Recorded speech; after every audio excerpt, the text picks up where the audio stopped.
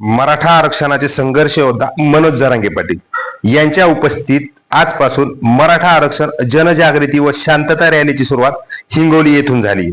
6 जुलै ते 13 जुलै दरम्यान विविध ठिकाणी या रॅली होणार असून आज हिंगोलीत मराठ्यांचे भगवे वादळ पसरून तुफान गर्दी उसळली होती. विशेष म्हणजे जिजाऊच्या लेकींनी जरांगे पाटील यांना सुरक्षक कवच तयार केले होते. मनोज जरांगे पाटील यांच्या नेतृत्वात मराठा आरक्षण जनजागृती व शांतता रॅलीची सुरुवात आजपासून झाली.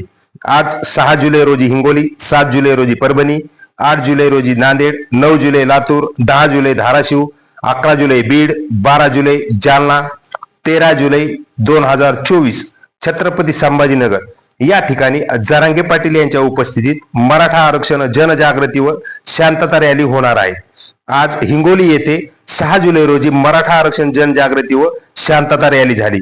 यात मराठ्यांचे भगवे वादळ पसरून तुफान गर्दी उसळली होती. या ठिकाणी 1200 प्रशिक्षित स्वयंसेवक तर 200 महिला स्वयंसेवक, 16 आरोग्य पथकाची नियुक्ती तसेच शहरातील प्रत्येक चौकात कटआउट उभारले होते. याबरोबरच 200 ध्वनिक्षेपण आदी व्यवस्था करण्यात आली होती. यावेळी विशेष म्हणजे जिजाऊच्या लेकींनी मनोज जरांगे पाटील यांना सुरक्षा कवच तयार करण्यात आले होते.